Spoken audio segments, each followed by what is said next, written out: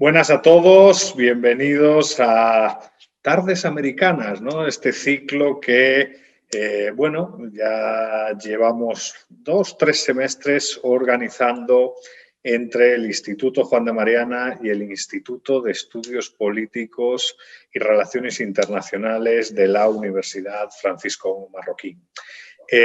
La verdad es que este semestre, esta segunda parte del año 2020, vamos a tratar el tema de la desigualdad. Hemos dedicado la primera sesión a charlar con el profesor Bastos, ya saben, una breve exposición y luego la tertulia. Y hoy tenemos con nosotros a otro gran amigo, a un miembro de la casa, a Diego Sánchez de la Cruz, analista económico y político en prensa, radio y televisión, profesor asociado de IE University y claramente uno de los grandes divulgadores y defensores de las ideas de la libertad en nuestro país, en España. También en Iberoamérica, porque tiene una proyección global y muchos de sus artículos apelan también a esa región, ¿no? Destacan así en su trabajo, sus artículos que tienen una producción impresionante, pero destaca su libro ¿Por qué soy liberal? O ¿por qué el liberalismo es la mejor forma de garantizar el progreso de todos los ciudadanos? Y además de su tarea como divulgador, como autor, creo que es importante darle a Diego un reconocimiento por su labor de traducción, ¿no? Es uno de los grandes traductores de obras liberales en España, ¿no? Con el Juan de Mariana y con ese ejercicio de cooperación entre Value School, Deusto Ediciones y el Instituto Juan de Mariana, pues ha traducido Progreso de Johann Norberg, Las promesas por las que vivimos de Harvey Sherman, El archipiélago liberal de Chandran Kukatas y El lado correcto de la historia de Ben Shapiro, ¿no? Hoy Diego va a hablar de un tema que creo que va a generar debate, que creo que va a generar pues cierta polémica. La presentación lleva por título Desigualdad, más allá de la propaganda, y como saben la metodología pues es la tradicional en este formato de tardes americanas, ¿no? La idea es una exposición de aproximadamente 30-35 minutos, seguida de un diálogo y de las preguntas que emanen y que ustedes realicen a través de la plataforma de YouTube, que es donde estamos emitiendo este evento, ¿no? Diego, muchas gracias como siempre por querer tanto al Juan de Mariana, por querer tanto a esta institución, y ya sabes que para el Juan de es un placer, ¿no? Y lo dicho, pues el suelo es tuyo, como se suele decir, y arrancamos. Muchas gracias, Eduardo, y muchas gracias a todos los que nos estáis siguiendo desde casa. Sí, mi intención realmente es hablar de desigualdad más allá de la propaganda, porque este debate es un debate interesado, es un debate que esconde distintas agendas ocultas que en cuanto uno profundiza un poco en los asuntos que se suelen poner encima de la mesa para hablar de desigualdad, va saliendo y va emergiendo qué es lo que hay verdaderamente detrás de ese debate. Y por lo tanto creo que tenemos que ir un poco a la raíz tanto de los conceptos clave que se usan a la hora de hablar de desigualdad en el debate político, mediático, incluso social o cultural. Tenemos que ir a la raíz de esos conceptos, tenemos que deconstruir algunos de esos conceptos, puesto que encierran supuestos más que cuestionables o directamente errores metodológicos. Tenemos que ajustarlo al caso de España para conocer la realidad sobre nuestro terreno, pero también al de otros países de la OCDE y de las economías más desarrolladas del mundo, donde este tema ha generado una enorme repercusión mediática, sin ir más lejos, Estados Unidos. Y tenemos que, además, también cuestionarnos hasta qué punto tenemos que articular un discurso de principios liberales en torno a estos puntos de la desigualdad.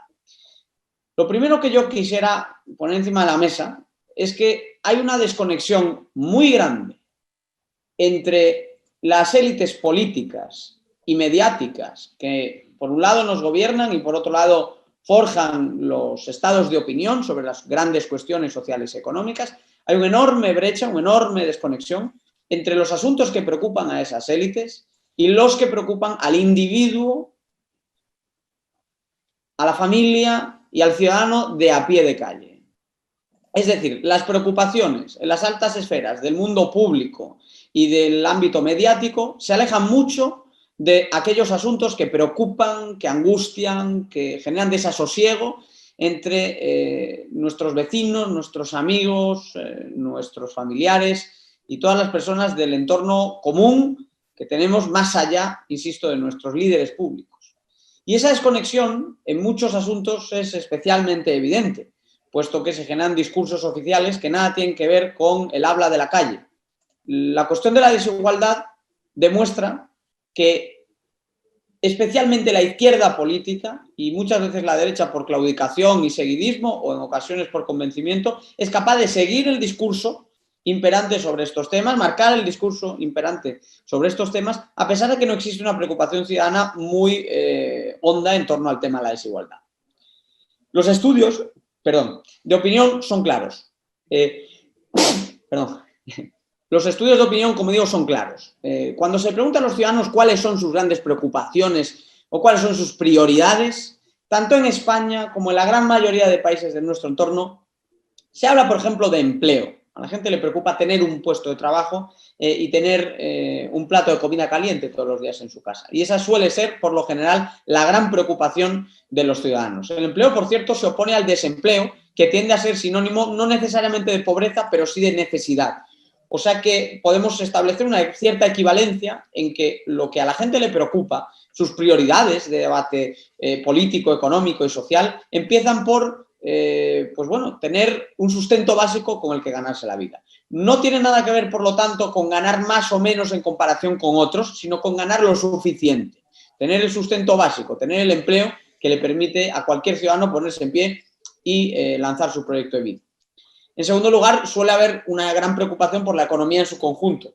Aunque muchos ciudadanos no tengan conocimientos profundos sobre ciclos económicos o teoría financiera, monetaria, fiscal, sí que hay una preocupación por saber si una economía va a un escenario de crisis o a un escenario de crecimiento. En los últimos días, a raíz de esta pandemia, en todo el mundo se están sucediendo imágenes que se viralizan en las redes sociales y que nos muestran a personas de a pie llorando porque tienen que cerrar su negocio, preocupados porque no saben si van a mantener su puesto de trabajo. Y esa es, como digo, la segunda gran preocupación. Es decir, nos preocupamos en primer lugar por ese empleo que queremos tener a título individual y en segundo lugar por ese ciclo de la economía que queremos que funcione lo mejor posible para que eso no llegue a afectarnos en lo personal.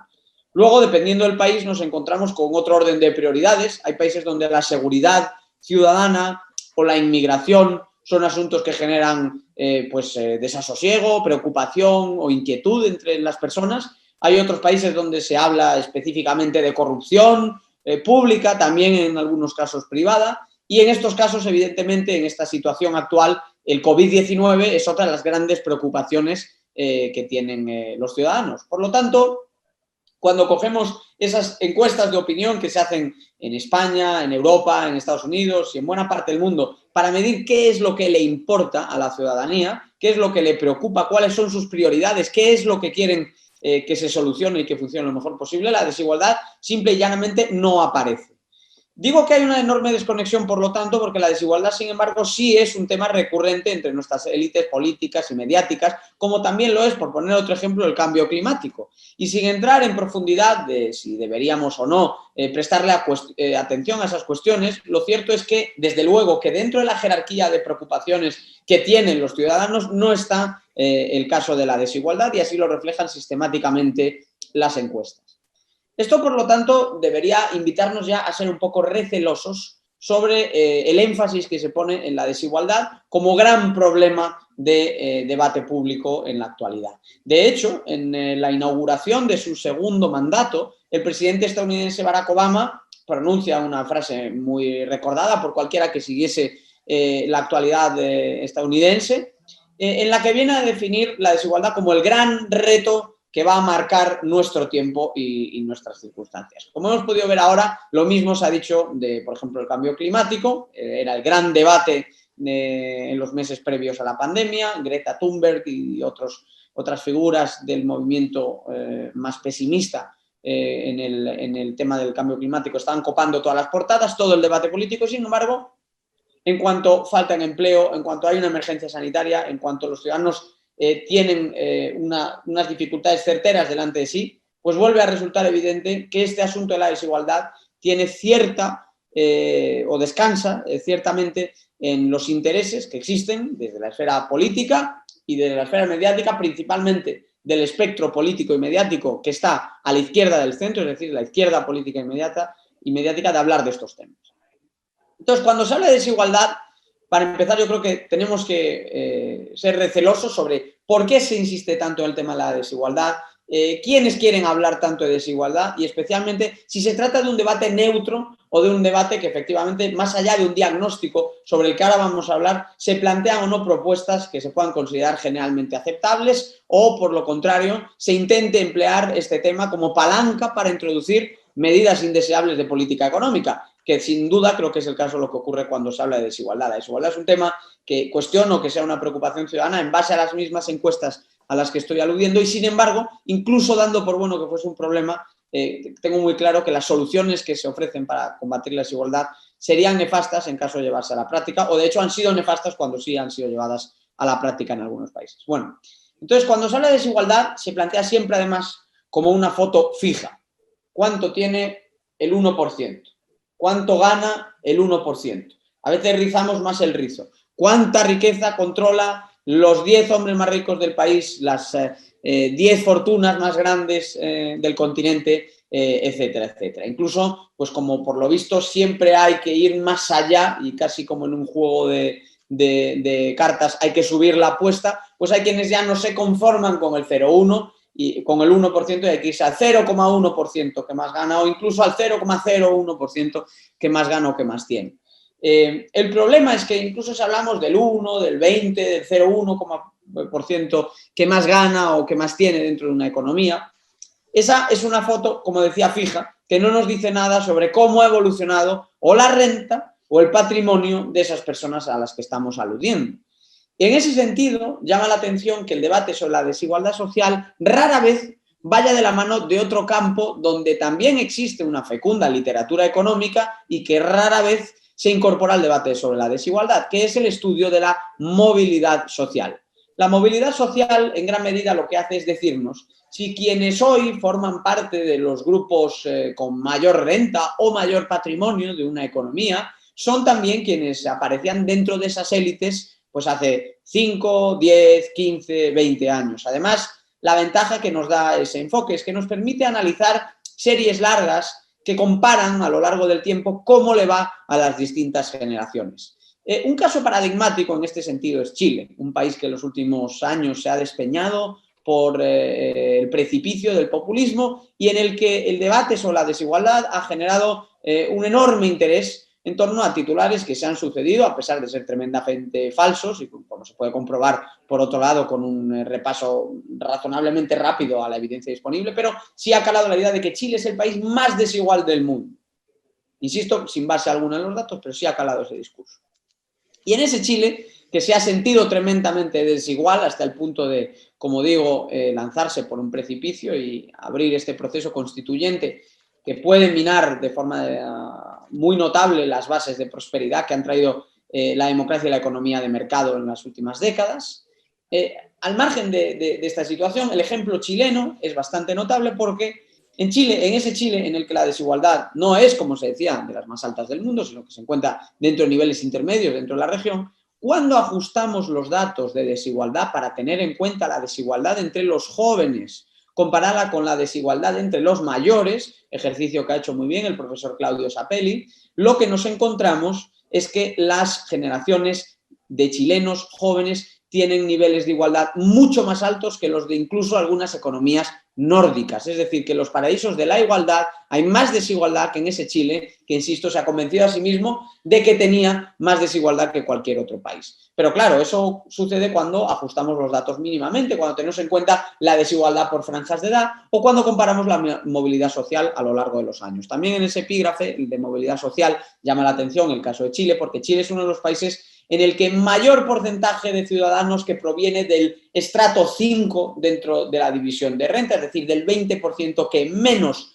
gana, un mayor porcentaje de los ciudadanos de ese porcentaje, de ese grupo de renta, perdón, han pasado al porcentaje del 20% que más gana. Es decir, el llamado sueño americano de pasar de pobres a ricos se cumple en Chile con mayor frecuencia que en ningún otro país de la OCDE. Hay otros países como España, donde la movilidad social también es intermedia. Por lo tanto, se sitúa en lo que es normal y habitual dentro de las economías más desarrolladas del mundo. A pesar de lo cual, persiste el mito de que nuestro país, de que España, es un país que tiene un nivel de movilidad social enquistada o de que existe algún tipo de blindaje aristocrático de las posiciones de mayor renta. Aquí también es bastante llamativo que quienes sostienen esto en la esfera política y mediática tiendan a ser políticos y periodistas más jóvenes que obviamente no conocieron la España de hace 50 años necesariamente en carne propia y que tampoco demuestran mucho interés en conocer las estadísticas de esa España de los años 40, de los años 30 o de los años 50, que evidentemente reflejaban una España mucho más desigual y con muchas menos oportunidades de la que tenemos ahora. Por lo tanto, la idea de la foto fija es importante tenerla en cuenta porque la gran medición de la desigualdad que se hace hoy en día, sea de renta, sea de patrimonio, al final lo que hace es comparar quiénes tienen más o quiénes ganan más hoy y quiénes ganan menos hoy o quiénes tienen menos hoy, cuando realmente deberíamos tener en cuenta, si queremos analizar la existencia o no de alguna élite que está capturando un mayor nivel de renta o de patrimonio, deberíamos ver si esas rentas o ese patrimonio fluyen hacia las mismas personas, es decir, si el 1% más rico de hoy es el 1% más rico de hace 20 o 40 años, cosa que no es cierto, y además deberíamos tener en cuenta cuál es la misma medición de la desigualdad entre los jóvenes que entre los mayores. De hecho, es bastante llamativo que podemos hacer este mismo cálculo no solo en términos de personas, sino también en términos de empresas. Contamos con listas de las empresas más grandes de cada país. La revista Fortune lo ha hecho desde hace muchos años, desde mediados de los años 50 o 60, si mal no recuerdo, y uno de los denominadores comunes que nos encontramos en esos índices y en esos rankings empresariales es que la gran mayoría de las grandes empresas de los años 60 o 70 hoy o bien no existen o ya no están dentro de ese índice y persisten muy pocos dinosaurios corporativos que hayan mantenido el pulso a lo largo de los últimos 50 años. Otro ejemplo, en España, sin ir más lejos, nos podemos ir a la composición del IBEX 35, es decir, de la bolsa de valores de referencia de nuestra economía, y fácilmente podemos comprobar que dentro del IBEX 35 más de la mitad de las empresas que aparecen hoy en el mismo no existían hace ahora poco más de 30 años, que es cuando se empezó a componer el selectivo. Por lo tanto, en ese sentido hay que tener en cuenta la evolución dinámica de las posibles diferencias que puedan existir, tanto en el terreno empresarial como en el terreno de las personas, que es el que más voy a tratar en la conferencia de hoy. Yo creo que, por lo tanto, ese enfoque de desigualdad, incluso dando por bueno que pudiese ser interesante, jamás tiene valor si no se combina ipso facto con un estudio de la movilidad social. Existen, de hecho, muchos trabajos que muestran que el 80-90% de los americanos llega a figurar al menos durante un año en su vida dentro del 1% más rico. Es decir, la gran mayoría de los ciudadanos de Estados Unidos, al menos durante un año de su vida profesional o de su vida personal, consigue entrar dentro del segmento de quienes más ganan. Por lo tanto, una persona que tenga una renta media durante el grueso de su carrera puede disfrutar puntualmente en un año, si coinciden distintas circunstancias, de un porcentaje de ingresos que le coloque ocasionalmente, esporádicamente, durante un solo ejercicio en ese 1%. El problema es que ese 1% se mide año tras año como si fuese el mismo grupo de personas y, por lo tanto, no se recoge el componente anecdótico que también existe en la riqueza, por ejemplo, generada a través de una mera herencia. Obviamente, si alguien tiene un salario medio en Estados Unidos y recibe un pequeño patrimonio de 50 o de 100.000 euros que se le sume al salario medio del país norteamericano, obviamente cuando digo pequeño patrimonio hablo para los estándares estadounidenses, ¿no? Aquí en España, por ejemplo, ya una herencia de 100.000 euros sería una herencia pues algo más importante, ¿no? Pero en términos americanos, una herencia de esas características te convertiría durante un año en una persona que entraría dentro del 5%, incluso el 1% que más gana, a pesar de ser, como eres, un trabajador de renta media que solo ocasionalmente en un año está teniendo un aumento puntual de su renta. Bien, además, si medimos la desigualdad, como venía diciendo, y nos olvidamos de todos los demás temas, lo cual insisto en que es un tremendo error metodológico y sobre todo una distorsión de cuál es el estado de la cuestión, podemos hacerlo de maneras tan distintas que dependiendo de la medición que establezcamos, podemos tener unos resultados u otros muy distintos. Por ejemplo, Podemos medir la desigualdad de renta, es decir, los trabajadores que están ocupados ahora mismo y también aquellos que solo perciben alguna ayuda social o incluso nada, qué diferencia tienen dentro de su nivel de ingresos. Podemos hacer el mismo ejercicio en términos de riqueza, el patrimonio de los ciudadanos, cómo se distribuye y qué equidad o inequidad existe en los activos que poseen las familias. Y por último, también podemos medirlo en términos de consumo, porque en ocasiones las mediciones de renta no recogen cuál es, por ejemplo, el impacto de los impuestos.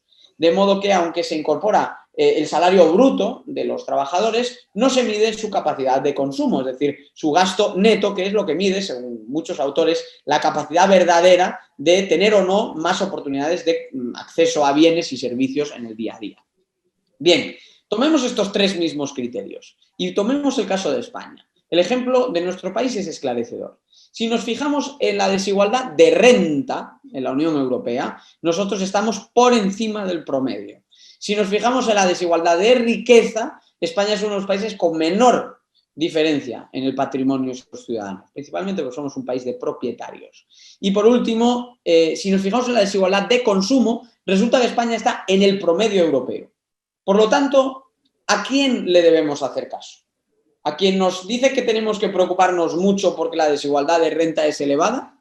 Bueno, podríamos también tener en cuenta que la desigualdad de consumo está en el promedio, lo cual vendría a sugerir que efectivamente a la hora de ajustar la capacidad real de gasto de las familias no hay tantas diferencias como podría sugerir la medición de la desigualdad de renta.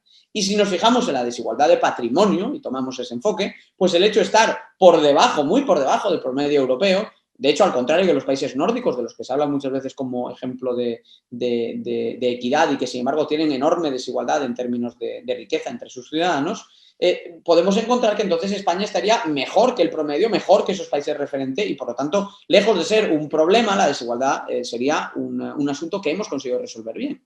Entonces, mismo país, España, misma economía, mismas circunstancias y, sin embargo, consecuencias y conclusiones total y absolutamente distintas dependiendo de la medición que tomemos de la desigualdad. Renta, riqueza, consumo, tres escenarios completamente distintos. Obviamente hay países que pueden estar más agrupados, ¿no? Y su desigualdad de renta puede ser similar a la de consumo, a la de riqueza, pero por lo general sí vemos mucha variabilidad entre el criterio de renta, el de riqueza y el de consumo. Y curiosamente hay mucho cherry picking, es decir, se eligen mucho las cerezas, ¿no? La metodología empleada y los datos usados para retorcer el debate y plantear solo aquello que conviene. Por ejemplo, en España nadie nos dice que la desigualdad de riqueza o de consumo es inferior o igual a la media, inferior en el caso de la de riqueza, igual a la media en el caso de consumo, pero sí se insiste mucho en que la desigualdad de renta es superior al promedio.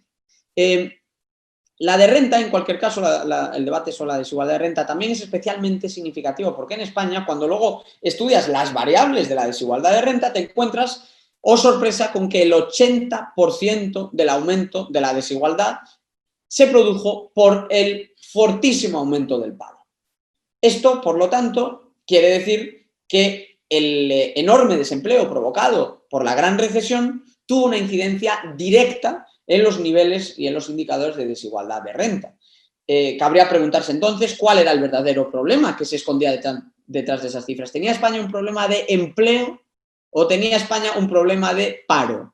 Bueno, efectivamente, como vemos, haber solucionado el problema del empleo permitió empezar a solucionar también la cuestión de la desigualdad, porque dando por bueno que fuese una mala noticia el aumento de la desigualdad de renta, lo cierto es que en cuanto se empezó a crear empleo en España a raíz de la reforma laboral aprobada en 2012, los coeficientes de desigualdad de renta empezaron a descender también. Sucede pues que si la mejor política social es crear empleo, la mejor política social que se ha aprobado en España es la reforma laboral y que si la gran preocupación de política social es la desigualdad, entonces la mejor política social contra la desigualdad fue la reforma laboral que precisamente ha sido presentada como enemiga de la igualdad y de los trabajadores que menos tienen. En cualquier caso, a pesar de que el 80% del aumento se produjo por el paro, esto no quiere decir que en España quienes más ganan empezaron a ganar más aún después de la crisis anterior y, por lo tanto, la desigualdad aumentó porque a raíz de ese aumento del paro, los pobres ganaban menos, las clases medias ganaban menos y los ricos ganaban más. En realidad, en España, durante la crisis anterior, los niveles de renta bajaron la renta bajó en todos los niveles de renta. Es decir, los ricos ganaban menos, las clases medias ganaban menos y los pobres ganaban menos en España. Evidentemente, el hecho de que haya 5 millones de parados hace que exista un segmento muy importante de personas que no percibe un salario. Y eso es lo que hace, efectivamente, que suba un 80%, explica el 80% de la subida, mejor dicho, de la desigualdad de renta. Pero como digo, eso no significa que los ricos ganasen cada vez más y que los pobres o las clases medias ganasen cada vez menos. De hecho, todos ganaban menos, pero el fuerte aumento del paro explicaba que ese coeficiente hubiese aumentado notablemente en los años de la crisis. Tomando el enfoque de la desigualdad de riqueza, también la evidencia disponible nos muestra que es más baja en España, como decía antes, porque es un país de propietarios. Entonces, en este sentido, cabría preguntarnos si el factor de la riqueza inmobiliaria, que según Tomás Piketty, autor al que yo también he traducido, no forma parte de la escuela de pensamiento liberal, al contrario, es el gran referente de los temas de la desigualdad hoy en día. Y Tomás Piketty liga directamente el aumento de la riqueza inmobiliaria al aumento de la desigualdad. Pero entonces estamos tomando un criterio monetario que no ajusta necesariamente los verdaderos diferenciales que existen en el nivel de vida de las personas, incluso suponiendo que unos tengan un patrimonio mucho mayor que otros. Os pongo un ejemplo que me inspiró el profesor Bastos escuchando su conferencia sobre este mismo tema en las tardes americanas de hace unas 2-3 semanas. Él se preguntaba si vive mejor un rico de Madrid que un rico de Asturias. Yo voy a mencionar a un rico de Galicia porque tanto el profesor Bastos como yo somos gallegos. Pensemos entonces en la riqueza, en el patrimonio de una persona de gran fortuna, radicada en Madrid, y de otra que reside, por ejemplo, en Santiago de Compostela. En términos monetarios, una mansión en Santiago de Compostela puede ser más pequeña que un dúplex o incluso un apartamento de lujo en Madrid. De hecho, el diferencial puede ser muy grande. Puede ser que ese mismo inmueble esté valorado en 300.000 euros, por ejemplo, en Santiago de Compostela, 400.000, y sin embargo que un domicilio que objetivamente es mucho menos lujoso, pero que está en el centro de Madrid, tenga una valoración de 3-4 veces más en términos monetarios. Por lo tanto, si el suelo en Madrid vale más que el suelo de Galicia, entonces la riqueza es tremendamente más exacerbada en Madrid en comparación con Galicia. ¿No hay acaso también un sistema de precios que impide el acceso a esos bienes, que dificulta el acceso a esos bienes por la misma proporción y en última instancia probablemente el porcentaje de su renta que está dedicando esa renta alta gallega a comprarse una casa es similar al que está dedicando la madrileña, solo que en mercados inmobiliarios distintos? Esa es una de las respuestas que nos explica que incluso entre ricos puede haber enormes diferenciales, pero las estadísticas de desigualdad no reflejan eso. Políticamente también me gustaría ir un poco más allá de la propaganda, porque en España hemos visto claramente que sube la desigualdad cuando gobierna la izquierda, baja la desigualdad cuando gobierna la derecha. Esto no quiere decir que la desigualdad tenga color político per se. Hay países donde la desigualdad baja cuando gobierna la izquierda y puede subir también cuando gobierna la derecha. Hay ejemplos de ello, que duda cabe. ¿Pero qué pasa en España entonces? Bueno, que como el enfoque de política económica en nuestro país por parte de la derecha siempre ha sido empleo, empleo, empleo, y como el saldo de la gran mayoría de las etapas de gobierno, bueno, de todas las etapas de gobierno socialista, siempre ha sido paro, paro, paro, evidentemente los indicadores de desigualdad se han disparado bajo unos gobiernos y han bajado bajo otros gobiernos. Subió con Felipe González por el mero hecho de que 12 millones de personas trabajaban al principio de su mandato y 15 años después seguía habiendo 12 millones de empleados, es decir, no se creó ni un empleo en términos netos. Subió en los años de Rodríguez Zapatero porque la tasa de paro, que tendía a estar en torno al 10%, se disparó hasta el 26%. Y predicción que lanzó hoy, subirá otra vez bajo gobierno de Pedro Sánchez porque sus políticas están excluyendo a cada vez más gente del mercado de trabajo. Tenemos 700.000 parados más que hace un año, probablemente esa cifra llegará a superar el 1.000.000 de personas cuando se ajusten los ERTE fantasmas y evidentemente si se desploman los salarios de una parte de la población, la desigualdad tiende a crecer cuando efectivamente ese desempleo es masivo, como vuelve a ser, una vez más, bajo gobierno de la izquierda. En Estados Unidos, por cierto, ha pasado lo mismo. Nunca se habló tanto de desigualdad como en los años de gobierno de Barack Obama. De repente el interés por este tema empezó a bajar en los años de gobierno de Donald Trump. Curiosamente, la desigualdad subió en los años de gobierno de Obama y bajó en los años de gobierno de Donald Trump. Hay distintos factores que lo explican, pero en cualquier caso, el más relevante vuelve a ser el empleo, es decir, la fortísima inclusión que ha permitido el mercado de trabajo tan dinámico estadounidense en los últimos 4 años pre-COVID-19, ha favorecido que se reduzca la brecha entre quienes más y quienes menos ganan. Y sin embargo, como digo, aunque políticamente existen claros argumentos para que la izquierda quizá deje hablar de este tema, o para que la derecha sea capaz de tomar la iniciativa, si es que a la desigualdad le parece un factor relevante de análisis, Esto no se está evaluando así y se tiende a mantener el mito de que la izquierda pues lucha contra la desigualdad y la derecha la favorece o la propicia. Hay algunas desigualdades también flagrantes que no se tocan en el análisis de la desigualdad, pero que también deberíamos incorporar al debate. Por ejemplo, en España acabamos de ver cómo, mientras se pierden más de 800.000 empleos en el sector privado, en el sector público se crean más de 100.000 nuevos puestos de trabajo. ¿No es esa una desigualdad entre dos Españas? Una España privada que cada vez está más golpeada por los impuestos, por las regulaciones, por las complejidades para operar en el mercado, y una España pública que cada vez tiene mejores condiciones, unas ventajas económicas evidentes y que incluso en plena pandemia se va a subir los salarios un 1% a esos funcionarios y empleados del Estado. Por otro lado, si analizamos precisamente la cuestión de los salarios públicos en España son hasta un 50% más altos que los salarios privados. ¿No es ese un factor de desigualdad? Y si los gobiernos de izquierda se preocupan por la desigualdad, ¿por qué contribuyen a exacerbarla subiendo continuamente los salarios de los empleados públicos cada vez que gobiernan? Bien, más allá de este debate hay otros fallos importantes en el debate sobre la desigualdad que creo que tenemos que poner encima de la mesa y que tienen que ver con cuestiones ya metodológicas. Para empezar, hay un problema recurrente a la hora de analizar las estadísticas de desigualdad en la medida en la que no se analizan en términos netos. Dos ejemplos. Como decía antes, a veces se toma el salario bruto en vez de cuál es el salario disponible después de tener en cuenta cuáles son los impuestos directos, cuáles son los impuestos indirectos y cuáles son las transferencias sociales. Hay países como Estados Unidos donde el aumento de la desigualdad que observaba Piketty se esfumaba en 3/4 partes por el mero hecho de no haber analizado los ingresos netos. Es decir, el 75% del aumento de la desigualdad que encontraba Piketty en sus trabajos se esfumaba si corregíamos los datos, no para fijarnos en el ingreso bruto, que no nos dice nada, sino el ingreso neto de las familias, es decir, el dinero que de verdad llega al bolsillo de los trabajadores cuando se descuentan los impuestos y las transferencias sociales. También hay fallos metodológicos y de cálculo que ciertamente han sido graves y que curiosamente se han pasado por alto, como si fuesen anécdotas estadísticas. En el caso de Piketty, pues el Financial Times publicó un reportaje entero detallando todo tipo de errores en sus cálculos y en sus estimaciones.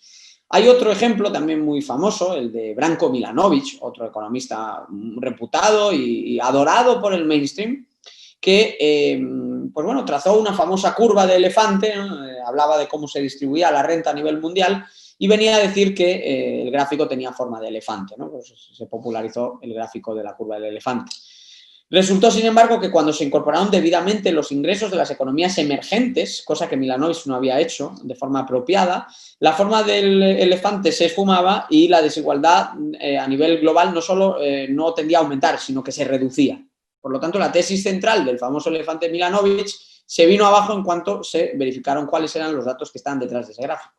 O el ejemplo más reciente es el de Gabriel Zucman, que habla mucho sobre todo de justicia fiscal, como le dan llamar él, y de cuánto tributan los ricos o las grandes empresas, y a quien también, junto con Piketty, se le ha pillado, digamos, revisando estimaciones de renta o de patrimonio, de riqueza, en los cuales llega a haber diferenciales de hasta 17 puntos en sus bases de datos de hace unos pocos años o las de ahora. Por lo tanto, o tenemos que anular y tirar a la basura todos los trabajos que publicaron hace 5 años, cuando este debate les dio una enorme fama, o tenemos que tirar a la basura todos los trabajos que están publicando ahora para seguir al candelero y que son los que se siguen poniendo encima de la mesa para seguir hablando de este tema.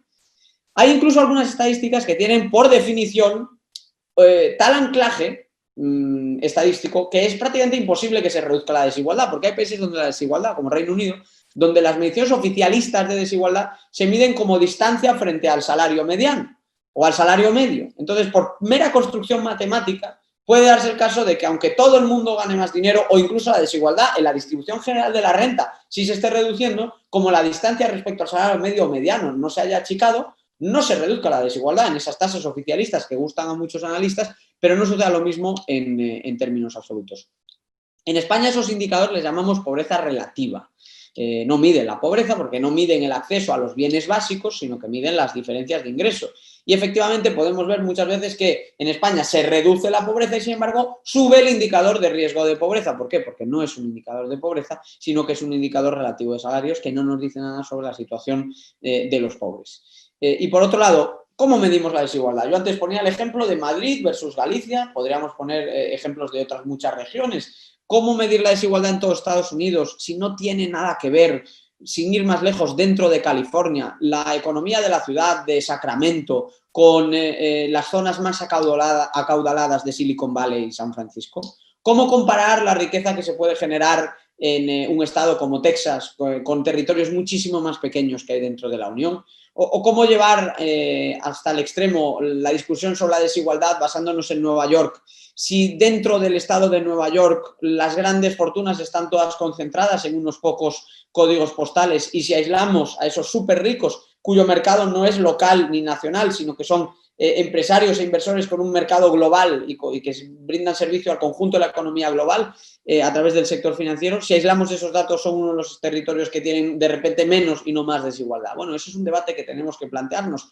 ¿Cómo medimos la desigualdad y por qué tomamos un criterio nacional cuando a veces tendría mucho más sentido explicar puntualmente algunas diferencias regionales o algunas diferencias incluso locales, o en otros casos tendríamos que hablar de desigualdad en términos regionales, porque, por ejemplo, para un latinoamericano que sale de desigualdad puede tener mucho más sentido que para un europeo, puesto que aquí el ensanchamiento de la clase media ha aumentado enormemente, ha reducido enormemente el alcance de la pobreza y, por ejemplo, lacras que sí persisten en Latinoamérica, como sería el caso de la informalidad laboral, ¿no? Del mercado de trabajo que no está oficialmente registrado y regulado.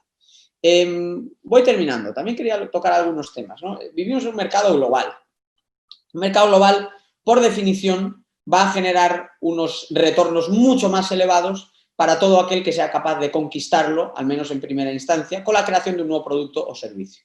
Esto, en la teoría económica, se llama winner take all markets, ¿no? Son mercados donde el ganador se lo lleva todo, se come toda la tarta. Y, por ejemplo, si innovas con una red social dedicada al análisis de la actualidad en 140 caracteres, como es el caso de Twitter, pues prácticamente tienes el monopolio de ese tipo de red social en todo el mundo rico y emergente. Evidentemente, fluye un nivel de beneficios y de renta hacia los impulsores de Twitter mucho más grande que los de otros negocios que no tienen esas ventajas de escala que sí ofrece la tecnología y la globalización. Pero cuando hablamos de tecnología también deberíamos tener en cuenta cuál es el valor creado para las personas. Es decir, qué parte de la riqueza generada se mide directamente y claramente, es decir, cuánto ha aumentado la fortuna de los creadores de estas redes sociales y estas plataformas tecnológicas, como por ejemplo las que estamos usando ahora mismo para comunicarnos, pero también cuál es el valor para todos nosotros de poder estar ahora mismo manteniendo una conferencia que, debido a las circunstancias sanitarias, no podríamos celebrar de otra manera y que gracias a la tecnología no solo podemos organizar, sino que además reúne a oyentes de distintas partes del mundo. Entonces, ¿cuál es el valor? ¿Qué porcentaje del valor creado por ejemplo, por poner un caso de la herramienta que estamos usando, por Google o por YouTube? ¿Qué porcentaje del valor creado por YouTube o por Google ha ido a sus creadores y qué porcentaje va a todos nosotros de forma cotidiana por un servicio que a menudo ni siquiera tenemos que pagar? Esa es una pregunta que no podemos responder con las actuales mediciones de PIB o de riqueza económica, pero que sí deberíamos plantearnos para mejorar cómo calculamos los bienes económicos modernos. Y termino con 3 últimos puntos. 1. La popularidad de la desigualdad, cuando estudiamos el número de veces que se menciona esta palabra en la literatura económica, política, en los libros publicados y demás, la popularidad del término desigualdad se ha disparado a raíz de los años 60. Curiosamente, es precisamente en torno a esas fechas cuando la izquierda occidental da por completo ya el giro hacia una estrategia que termina de consolidar después de la caída del muro de Berlín. Es decir, hay una correlación clara entre la emergencia de una nueva izquierda y de un pensamiento posmoderno que ya no enarbola directamente las viejas teorías socialistas y marxistas del pasado, sino que enmascara pretensiones muy similares con discursos nuevos. La desigualdad, obviamente, se enmarca dentro de esa estrategia y por eso no es casualidad que más del 74% de los papers que he podido analizar están directamente publicados, me refiero a los más populares sobre el término de desigualdad de los últimos años en las revistas académicas americanas, están directamente vinculados, como digo, a economistas que abiertamente simpatizan con el actual candidato demócrata a la presidencia de Estados Unidos. Es decir, la izquierda americana tiene no el monopolio, pero sí la mayoría absoluta y 3/4 partes de los artículos más leídos y más citados dentro de esta referencia se corresponden con economistas que están escorados a la izquierda política en Estados Unidos. Y esto es relevante porque dentro de la profesión de economistas en Estados Unidos, la mayoría de ellos están adscritos al Partido Republicano. Es una de las pocas áreas profesionales y académicas donde entre quienes revelan una afiliación política sí hay una mayoría republicana que por lo tanto identificaríamos con la derecha. O sea que a pesar de que es una mayoría de 3-1, por lo general, los estudios que he podido comprobar, Mark Perry ha escrito mucho de estos temas, y sin embargo vemos que hay una minoría de 1-4 a la hora de tratar la desigualdad en los artículos académicos y científicos que sirven como base para potenciar este debate. 2. El profesor Thomas Sowell yo creo que ha dado la clave al diferenciar entre dos cuestiones muy distintas que se tienen a evaluar y a meter dentro del mismo saco, como que fuese lo mismo. Una cosa es hablar de desigualdades y otra cosa es hablar de disparidades. Muchas veces parece que no puede haber diferencias económicas algunas entre las personas. Todo el debate sobre la desigualdad parte de que aparentemente sería inmoral que, por ejemplo, Eduardo llegue a ganar 2 veces más que yo, o por el contrario, yo tenga la suerte de ser 2 veces más próspero que él en términos de ingresos. ¿Qué nos dice esto, en última instancia, sobre el valor que pueda estar creando para su empresa, para su organización, alguien como yo o alguien como Eduardo? Absolutamente nada, absolutamente nada. Por lo tanto, el dogma igualitarista, casi radicalizado, que parte de que cualquier disparidad económica es en sí misma injusta, yo creo que es un dardo directo al corazón de la economía de mercado, porque la economía de mercado se basa precisamente en reconocer a través del sistema de precios, a través de la oferta, a través de la demanda y, lo más importante, de las acciones humanas desarrolladas en libertad, que unas personas puntualmente pueden estar generando más valor que otras. Y ese equilibrio, por cierto, se modifica y se altera continuamente en el tiempo. O sea que hoy puedo yo estar ganando 2 veces más que Eduardo y mañana Eduardo puede ser el que esté percibiendo 2 veces más salario que yo. Y ese ejemplo se multiplica continuamente a través de toda la economía. En cambio, las estadísticas de desigualdad no nos dicen absolutamente nada sobre qué actividades generan más riqueza y por qué una persona podría tener más ingresos que la otra. De modo que ya no es que olvidemos por completo la meritocracia, la competencia o los meros incentivos de la economía de mercado más básica, sino que incluso nos instalamos en un paradigma tan absoluto en el cual la linealidad salarial parece ser el objetivo más deseable, cuando curiosamente todos los países que han perseguido ese objetivo son todos tremendamente pobres. Y último punto que quería lanzar. Cuando vemos cómo se crea riqueza hoy, vemos que no tiene nada que ver con cómo se creaba riqueza en el siglo XV o en el siglo XVI.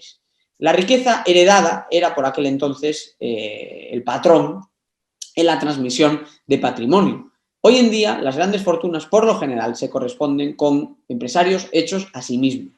Lo mismo sucede cuando nos vamos a los segmentos de mayor renta. Ya son claramente mayoría las profesiones liberales, las profesiones mejor remuneradas y han desaparecido de esas élites cualquier otro vestigio del llamado viejo capitalismo aristocrático o de riqueza hereditaria. Por lo tanto, no perdamos la perspectiva porque quizá si nos hablase de desigualdad a alguien en el siglo XVII o en el siglo XVIII, podría tener cierta razón a la hora de denunciar la incapacidad de acceso de aquellos sistemas económicos. Y sin embargo, si lo hace una persona en el siglo XXI, deberíamos tender a sospechar, porque dentro de las listas de quienes más ganan nos encontramos, por ejemplo, fortunas como la de Amancio Ortega, que con su propia hoja de vida desmonta por completo el mito de que la riqueza en sí misma es algo monolítico que se transfiere dentro de una aristocracia inaccesible. Al revés, dentro de un contexto de mercado como el que vivimos, que ofrece oportunidades a los individuos y que valora el capital humano por encima de cualquier otro factor, seguir insistiendo en la desigualdad como que fuese la misma inequidad económica de hace siglos no tiene mucho sentido. Esa ha sido mi intervención y ahora entremos en tertulia, Eduardo. Muy bien, pues muchas gracias por la intervención, Diego, y bueno, vamos a aprovechar efectivamente estos 15 minutos que restan para trasladarte preguntas, comentarios, etcétera, que han surgido por el chat, ¿no? Uno de ellos, además de la subdirectora del Juan de Mariana, de Irún Ariño, ¿no? Que dice, ¿no crees que la cuestión de la desigualdad es relevante en la medida en que se trata de uno de los mayores focos de conflictividad social? O sea, donde hay percepción de desigualdad, hay riesgo político y hay un potencial problema para todos. ¿Qué piensas al respecto, Diego? Bueno, la verdad es que yo tiendo a pensar que la noción de conflictividad social esconde detrás la tremenda politización de la protesta en muchas de nuestras economías. Un fenómeno al que se le está empezando a prestar cada vez más atención y que en última instancia nos demuestra que detrás de la gran mayoría de manifestaciones, protestas, incluso episodios de violencia, en cuanto rastreamos un poquito cuáles son los orígenes de esas organizaciones convocantes, los líderes sociales que las impulsan, etcétera, empiezan a aparecer grupos que ya están políticamente motivados y organizados. Dicho de otra manera, la conflictividad social que nos encontramos en los medios muchas veces es la propia retroalimentación desde la política de grupos sociales que o bien han surgido de forma espontánea o bien han sido nutridos desde la propia esfera política. Un ejemplo muy claro lo tenemos en el movimiento antidesahucios, ¿no? Se plantearía en ese supuesto que la cuestión del acceso a la vivienda y la posible desigualdad en este ámbito sería un asunto escabroso y que genera conflictividad social porque efectivamente veíamos a mucha gente agolpándose a las puertas de un desahucio. Sin embargo, nadie tiene tiempo de agolparse a las puertas de un desahucio día sí y día también, en horario de trabajo y con normalidad y con asiduidad, salvo que efectivamente le vaya dinero en ello. Y en cuanto empezaron a rastrearse los perfiles de los líderes de estos movimientos, pudimos ver que detrás de ese pretendido, de esas pretendidas llamas sociales, lo que había era activistas profesionales que, debidamente financiados, sabían cómo organizar esas protestas y lanzaron todo ese movimiento que en última instancia pues catapultó a buena parte de quienes hoy lideran Podemos en Cataluña, incluida la alcaldesa de Barcelona, que, ojo, ahí es nada, ¿no? De pasar de parte de ese activismo a liderar la segunda mayor ciudad en nuestro país, ¿no? Y una capital global como es Barcelona. Entonces yo soy muy descreído de las llamadas protestas sociales. Es muy sorprendente que en 2000, que los años de mayores protestas sociales en España coincidieron con los años en los que se invirtió la crisis económica. Eso se lo sabía muy bien la expresidenta de la Comunidad de Madrid, Cristina Cifuentes, de la que la verdad políticamente me separa un abismo, pero sí es verdad que como delegada del gobierno, que creo que hizo un buen trabajo, y ella daba los datos del número de manifestaciones que se convocaban y de participantes que luego había. Muchas veces había más convocantes que participantes. Sin embargo, nos faltaban las cámaras de televisión. Entonces yo creo que este es un debate interesado, los americanos le llaman astroturfing, pero la gran mayoría de movimientos sociales con los que nos topamos no son espontáneos, son protestas cebadas por el establishment político y mediático y no se corresponden con el sentir general de los ciudadanos.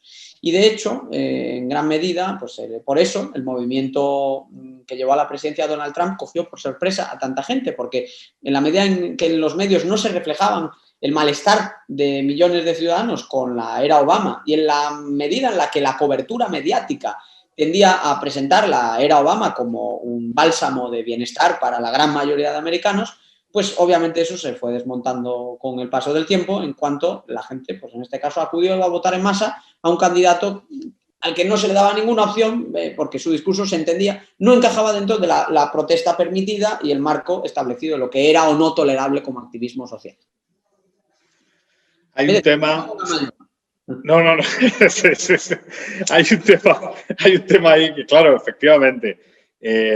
Por cierto, por dar nombres, por ejemplo, sí. Este tema tiene detrás intereses muy grandes, por ejemplo, de grandes entidades como Oxfam, como Intermón Oxfam, una de las grandes ONGs que ha entrado directamente en política y muy fuerte en política, en parte porque una parte sustancial de sus ingresos proceden de la política y desde Intermón Oxfam este debate de la desigualdad se ha cebado tremendamente. Es verdad que la credibilidad de Oxfam ha salido muy tocada a raíz de unos escándalos sexuales y financieros que han azotado a su organización, pero hasta ahora el paladín del debate de la desigualdad era Oxfam. Cuando salía el informe de Oxfam, todos los políticos y los medios se ponían a parlotear sobre el informe de Oxfam, que por cierto era una auténtica patraña metodológica, al contrario que las de Piketty, Zucman u otros autores que por lo menos tienen algunos cálculos que sí tienen sentido y algunos datos que yo mismo he incorporado en algunos de mis análisis, porque sí que están bien traídos, dejando a un lado todos esos errores metodológicos que por lo visto se les ha perdonado sin más. No le pasó lo mismo a Kenneth Rogoff, sospecho, porque como no es tan de izquierdas, cuando se le encontraron unos datos ahí en su libro sobre la deuda pública, pues a él ya se le mandó a la hoguera y la idea de la austeridad se decretó por muerta, aunque efectivamente vuelve a renacer. Porque económicamente es impepinable, ¿no? Pero volviendo al tema, ¿no? Oxfam sería el mejor ejemplo de cómo existen fuertes y claros intereses en promover esos ataques. Sí, sí. Hay varios comentarios en el chat y varias preguntas que sin duda son interesantes y que ponen, digamos, sobre la mesa para discutir la España-Chile, ¿no? Vamos por el mismo camino. Hay un activismo que está construyendo una narrativa alrededor de la desigualdad con ánimo de modificar, digamos, el sistema e incluso generar, pues eso, incertidumbre y tal, yendo muchas veces en contra de los intereses mayoritarios de la población. ¿Cómo ves ese asunto, esa comparación España-Chile? Creo que trasciende lo que es el debate de la desigualdad. Lo que hay es un intento deliberado de una parte de los actores políticos que se sientan en nuestras instituciones de derrocar el régimen vigente e instaurar uno nuevo. Hay algunos partidos que ciertamente ni siquiera esconden estos objetivos, o sea que aunque a veces se hable o se presente el tener este tipo de opiniones como un tanto exageradas, es que desde los propios estatutos fundacionales de los partidos separatistas que se sientan en el Congreso o incluso de los representantes de lo que era el entorno político de la banda terrorista ETA, se aboga directamente por derrocar el actual sistema y el actual régimen político y económico que es, con diferencia, el que más estabilidad, más crecimiento y más prosperidad le ha traído a España en su larguísima historia. En el caso de Chile, esas fuerzas consiguieron ya ser mayoritarias porque la derecha se sumó, digamos, al coro de que era preciso reemplazar el viejo sistema. Aquí, en la medida en la que la Constitución actual requiere grandes consensos para proceder a grandes modificaciones, ese equilibrio dependerá de que pues el bloque del centro a la derecha se mantenga más o menos cohesionado y que el alejamiento del PSOE no sea lo suficientemente alarmante. Yo sí considero que es alarmante la postura del PSOE en los últimos años, toda la cuestión territorial y cómo se ha gestionado, y ahí la desigualdad será un argumento más cuando haya que justificar el cambio de régimen. Es verdad que esto trasciende, insisto, el debate, es un asunto más de filosofía política, un asunto del que tú sabes mucho más que yo, Eduardo, pero sí creo que es evidente que pueden verse los paralelismos, porque tanto allí como aquí unas bases y unas élites de un régimen militar que reemplazó un régimen desastroso, originalmente democrático y devenido en totalmente disfuncional de izquierdas, sentaron las bases hacia una serie de transiciones políticas y económicas que tuvieron un enorme éxito. El modelo español y el modelo chileno, que son distintos y tienen sus peculiaridades, pero que también guardan muchos elementos en común, han sido aplaudidos tanto en el espacio occidental como en general, ¿no? en sus regiones, ¿no? En Iberoamérica como en Europa, como ejemplos modélicos de paso de una economía cerrada y un sistema político cerrado a sistemas abiertos y dinámicos. Y además, insisto, venían arrastrando detrás un precedente de regímenes diametralmente opuestos, el régimen de Allende en Chile, el régimen de la República en España, que habían funcionado tremendamente mal. Por lo tanto, pues se trataba de que el péndulo girase hacia el lado opuesto de la historia o incluso hacia el lado correcto de la historia, como han demostrado los datos y la evidencia de que tanto Chile como España son hoy dos democracias consolidadas y que se han podido desarrollar, pero el ejemplo chileno también nos demuestra, nos advierte contra ese determinismo optimista que puede a veces ser un poco ciego y que comparten autores ciertamente brillantes de las últimas generaciones, ¿no? Sin ir más lejos, Pinker o Norberg, que están en ese discurso, pero, insisto, hay que tener mucho cuidado porque la linealidad de la historia pues puede venirse abajo en cuanto se precipiten los acontecimientos, como está sucediendo en Chile. Me preocupa Chile. Estoy interesado en ver cuál es la situación dentro de 2 años, cuando remate todo el proceso constituyente y la validación o no de esa nueva constitución y demás, porque podría ser que al final no exista quórum suficiente para sacar adelante la nueva constitución y demás. Pero en cualquier caso, el camino que se ha iniciado es preocupante. Y en España, bueno, en España tuvimos abiertamente una rebelión contra la unidad territorial hace 3 años. Uno de los 2 partidos de gobierno habla ya directamente de derrocar la jefatura de Estado. Entonces, bueno, no creo que espero que no sea muy polémico afirmar o que ya tengamos todos meridianamente claro que se pretende derrocar el régimen del 78 en España, que con sus defectos ha sido un tremendo éxito y que debería ser enmendado en sus errores, pero en ningún caso tumbado como se pretende y peor aún reemplazado por lo que se pretende, que es el verdadero problema. Eduardo, si te parece, como me extendí un poco más, podemos prolongar 10 minutos más respecto a lo previsto, ¿vale? Muy bien. Muchas gracias, Diego. Hay una pregunta de Arely Cortés Castillo, que por el chat de YouTube nos dice: ¿qué sucede con los ciudadanos que de verdad sufren la vulnerabilidad, resultado, ella dice, de la desigualdad, de la falta de empleo y que no participan en movimientos sociales o que no les interesa, digamos, ser manipulados por estos movimientos de izquierda, ¿no? Yo reformularía la pregunta de Arely hablando, por ejemplo, de: ¿son los libres mercados mecanismos de inclusión social? ¿Son los libres mercados, como comentabas en temas de movilidad? ¿Son los países que apuestan firmemente por el libre mercado países que de verdad contribuyen progresivamente, pues, a una sociedad de propietarios y, por tanto, a una sociedad desigual, meritocrática, pero por utilizar los conceptos que usa la izquierda, digna, respetable, una sociedad que va más allá de la pobreza? Bueno, vamos a ver,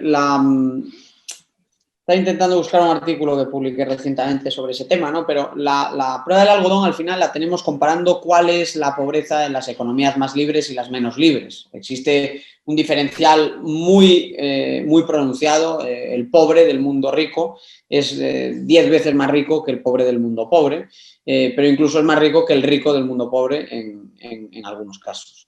Existen, por lo tanto, variabilidades que tenemos que tener en cuenta y que cuando ajustamos los niveles de pobreza según el grado de libertad económica de los países, pues nos demuestran que hay hasta 5 veces menos inclusión laboral en los países que tienen menos libertad económica. Es decir, las tasas de pobreza efectivas son 5 veces más grandes en estas economías. Por lo tanto, yo creo que sí que existe una correlación fuerte, ya sobradamente demostrada, entre más libertad económica y menos pobreza.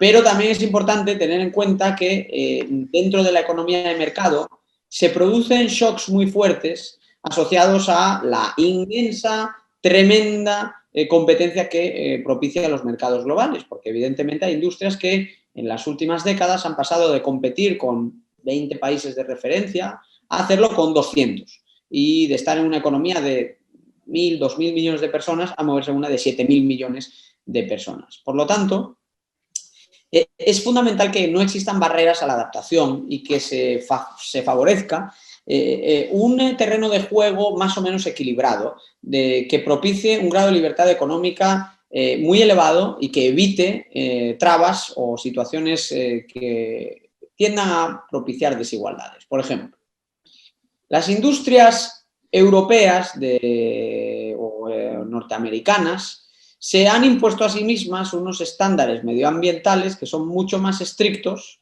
y que además se verifican de manera mucho más efectiva que lo que podemos ver, por ejemplo, en China o en India. En las economías de la OCDE también vemos que se hace una inversión muy importante en torno a la idea de los derechos de propiedad intelectual, el imperio de la ley y el respeto de la libre competencia, cosa que, insisto, por ejemplo, no sucede necesariamente en China. claro, de repente hay industrias que se ven golpeadas porque ese tablero no está del todo equilibrado y hay empresas que legítimamente optan por jugar dentro de esos terrenos en los cuales hay menos impuestos, menos regulaciones y menos trabas. Depende de nosotros el aceptar el comercio con esas economías que no están aceptando esos estándares que nosotros fijamos, sí, pero también depende de nosotros fijar esos estándares que están llevando producción más allá de nuestras fronteras. Y creo que eso es importante porque en última instancia puede haber economías menos liberales que ofrezcan más inclusión laboral ahora mismo que otras economías más liberalizadas en la medida en la que dentro de esa globalización siempre hay asimetrías y es importante cuidar de esos factores. El fenómeno Trump en Estados Unidos demuestra que es fundamental hablar de lo que se ha dado en llamar los perdedores de la globalización. Esos grupos, esas industrias, esas empresas son a menudo víctimas de rigideces económicas, rigideces normativas, rigideces regulatorias, rigideces fiscales, rigideces laborales, rigideces medioambientales que nos hemos impuesto nosotros. Y en otros casos son también víctimas de que otros países que se han autoimpuesto, en teoría, normas recíprocas, no las cumplan. Bueno, dependerá entonces de nosotros tomar una vía u otra. La que ha tomado Trump es, en general, combinar los dos factores. Por un lado, menos impuestos, menos regulaciones y, por otro lado, más trabas al comercio con esas economías. Podríamos optar por hacer solo una cosa o solo la contraria. Una opción sería totalmente proteccionista, otra totalmente liberal. Pero, en cualquier caso, a esos trabajadores les importa este asunto. Y a esos trabajadores les sirve de poco que, en general, las economías más libres tengan menos pobreza y menos paro, si no damos una respuesta concreta también a sus situaciones específicas. Hay una pregunta de Cristian David López, muy interesante también. ¿Cómo combatir las miradas de los políticos, ¿no? Parece muchas veces que los políticos no se dan cuenta de que sus medidas crean desigualdad. Ejemplo, emisión de dinero, inflación de los activos financieros, etcétera, ¿no? ¿Crees que tiene solución esto? ¿Crees que tiene solución la posibilidad de controlar a los políticos con objeto de mantener la libertad y, por tanto, tener una sociedad más competitiva, meritocrática, libre y muchas veces más igual en cuanto a de verdad oportunidades para salir de la pobreza y todo este tipo de cosas? Sí, si no, no me dedicaría a escribir a diario, a impartir docencia, a escribir libros, a escribir artículos y a divulgar mis ideas. Entiendo que es necesario hacerlo y compartirlas con gente como vosotros, porque tenemos todos el gran reto de que estas ideas siempre prevalezcan, que estén ahí, que sean tomadas en consideración y que en la medida de lo posible se adopten. En general, hay muchos países que han aumentado su libertad económica en las últimas décadas. Es decir, el mundo no es necesariamente menos libre hoy de lo que era hace 50, 60 años, incluso hace 30 años, ¿no? Pensemos cómo estaba media Europa hace 30 años o la propia España hace pues, un poquito más, ¿no? Ese progreso debería invitarnos a ver que, bueno, hay épocas de la historia más convulsas y otras menos. Los últimos 10 años han sido difíciles, de repliegue importante de la libertad económica en algunos ámbitos, porque hemos encadenado antes una crisis económica y financiera, ahora una crisis sanitaria y económica, y eso fortalece al Estado. Pero es que el Estado siempre se va a fortalecer con las crisis. Esa es la regla de oro, que es, yo creo, la gran lección que se extrae de la obra de Robert Hicks, ¿no? Otro liberal o libertario muy nombrado, y él lo ha estudiado en conexión con la guerra misma, ¿no? Pero no hace falta irse a la guerra, lo estamos viendo con el coronavirus, ¿no? Cómo se están restringiendo libertades económicas y personales básicas a golpe de decreto y casi del día a la noche, y muchos ciudadanos no se dan cuenta del reto que supone o incluso la deriva autoritaria que encierran estas tendencias. En cualquier caso, como digo, sí, tenemos que insistir en estos puntos y demás. Y por otro lado, también te diría que muchas veces los políticos son contradictorios a la hora de hablar de estos temas, porque aunque dicen que la desigualdad es uno de los principales caballos de batalla, también dicen que hay que subir los salarios públicos y luego pues generan ese efecto que acabo de comentar yo en mi charla, ¿no? El hecho de que en esa España que acaba de destruir 800.000 empleos privados, se generan 100.000 empleos públicos, pero además se sube un 1% el salario público, mientras se esperan caídas de entre el 10 y el 20% para los privados. Esto demuestra cómo es posible estar todo el día hablando de desigualdad y al mismo tiempo ser un gobierno generador de desigualdad. Son contradicciones, de hecho, muy habituales y por eso creo que este tema sí hay que politizarlo más, porque es un tema político desde la raíz. Entonces, no es irrelevante que suba la desigualdad con la izquierda en Estados Unidos o en España. De hecho, hay que insistir en este tema porque políticamente hablando es la izquierda la que quiere enarbolar esta bandera con más intensidad. La derecha a veces la asume, a veces la rechaza, pero es que la izquierda está encantada con este asunto y, sin embargo, como digo, hay enorme evidencia que demuestra que en muchos países son estas políticas de rigideces laborales, de aumento del gasto público, de desigualdades entre lo público y lo privado, las que sí generan al final desigualdades entre los ciudadanos. Esta última intervención tuya me inspira una pregunta sobre, al final los marxistas decían, los viejos, los conceptos son campos de batalla, ¿no? Y al final en esa batalla estamos, ¿no? En batalla de ideas, en batalla de términos, en batalla de redefinición de conceptos. ¿Crees que es más útil darle la vuelta al concepto de la desigualdad, construir la desigualdad en positivo o abandonar ese concepto porque ya está, digamos, capturado y a día de hoy pues no tiene mucho sentido y seguir construyendo ideas e intentando influir en los sistemas de creencias de los grupos, de la sociedad, a través de otras propuestas, ¿no? Por ejemplo, hablando de igualdad jurídica, no solo de igualdad de la renta, la igualdad jurídica.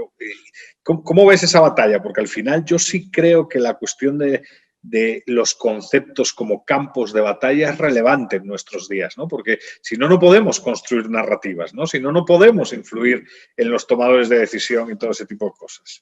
La gran mayoría de la gente coincide con los diagnósticos que hace la izquierda en muchos asuntos, pero no necesariamente con las soluciones. Es decir, la izquierda es buena excitando pues, algunas de las preocupaciones compartidas de la sociedad, pero es muy mala solucionando esos males que quiere abordar o que quiere tocar. Mi opinión es que lo vemos claramente con el mismo tema de la desigualdad o el mismo tema del empleo, ¿no? Quienes más hablan de trabajadores tienden a ser quienes tienen peores indicadores de creación de empleo bajo sus mandatos. Entonces, en esas batallas hay que entrar, porque en la medida en la que no plantas cara, pues permites que se construyan relatos hegemónicos que eliminan por completo la posibilidad de disentir, la posibilidad de compartir opiniones diferentes, la posibilidad de construir una visión distinta de cómo solucionar un problema, incluso que podamos, si estamos de acuerdo en que eso es efectivamente un problema, ¿no? Hay también, yo creo, un problema aquí, en cualquier caso, a la hora de hablar de, por ejemplo, hablar de la guerra cultural, que está muy de moda y comparto la importancia, ya digo que no se pueden dejar algunos temas vírgenes de discurso liberal, pero me preocupa mucho la cuestión de la guerra cultural en la medida en que el sistema mediático está tremendamente sesgado. En Estados Unidos estamos viendo una cobertura atroz de las elecciones presidenciales. La labor de los medios solo puede ser descrita como despreciable, abiertamente despreciable. El 92%, Eduardo, 92% de las noticias emitidas sobre la candidatura de Donald Trump son negativas en los telediarios de máxima audiencia de Estados Unidos. El 75% de las noticias compartidas sobre Joe Biden son positivas. Con semejante ausencia de neutralidad y semejante parcialidad en la información, la capacidad de introducir temas dentro del debate público o de que esos argumentos paralelos se presenten de forma justa, yo creo que es muy reducida. Entonces, más que la guerra cultural, hay que dar también la guerra de trincheras y construir espacios como es, por ejemplo, el Juan de Mariana, como es la Universidad Francisco Marroquín, como son las asociaciones del ámbito civil, las fundaciones, los think tanks y demás, y como son las redes sociales, se han convertido, a pesar de que son otra plataforma donde se está haciendo un uso atroz de la censura, la manipulación y de un criterio editorial completamente unidireccional y que solo entiende de un criterio a favor de un lado y en contra de otro. Hablo del caso de Estados Unidos, pero en general, ¿no? De cómo se está tratando en redes sociales el contenido liberal o conservador versus el contenido progresista o izquierdista, ¿no? Con una clara diferencia de trato en unos y otros casos. Entonces, la guerra está muy bien darla, pero a veces hay que cambiar el terreno de batalla y no hay que entrar en una guerra, sino evangelizar a los nuestros de otra manera y seguir captando a fieles para nuestras parroquias. Entonces, el lenguaje de la guerra cultural lo comparto. Jamás debería haber un solo ámbito en el cual no se dé una respuesta liberal a los problemas de la sociedad.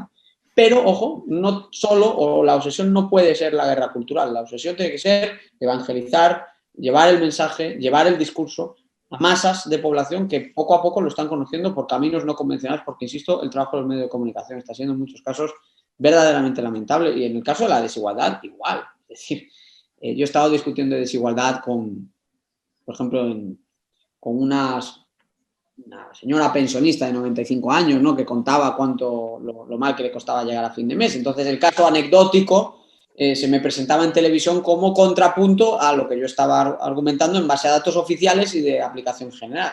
Claro que luego resultó, Eduardo, que aquella señora resulta que, bueno, a pesar de su avanzada edad, era una destacada afiliada del Partido Comunista de España. Bueno, pues con esta invitación. Y en un canal público. Sí, con esta invitación a participar, a seguir en la batalla de las ideas, a estar en la trinchera y a luchar y defender nuestros derechos y libertades, que es lo principal. Cerramos este evento. Gracias, Diego, por tu tiempo y por querer tanto al Juan de Mariana, porque siempre estás ahí, ¿no? Hay más comentarios, hay incluso referencias a tu amigo Axel Kaiser de otra entrevista que grabasteis muy famosa, con un montón de descargas en YouTube. Pero bueno, Diego, un gran abrazo. Muchas gracias por cooperar con el Instituto Juan de Mariana y con el Instituto de Estudios Políticos y Relaciones Internacionales de la Universidad Francisco Marroquín, que hay mucha gente también viéndonos desde Guatemala, ¿no? Y te mandan saludos también. Gracias. Diego, un abrazo y hasta la próxima. Gracias a todos.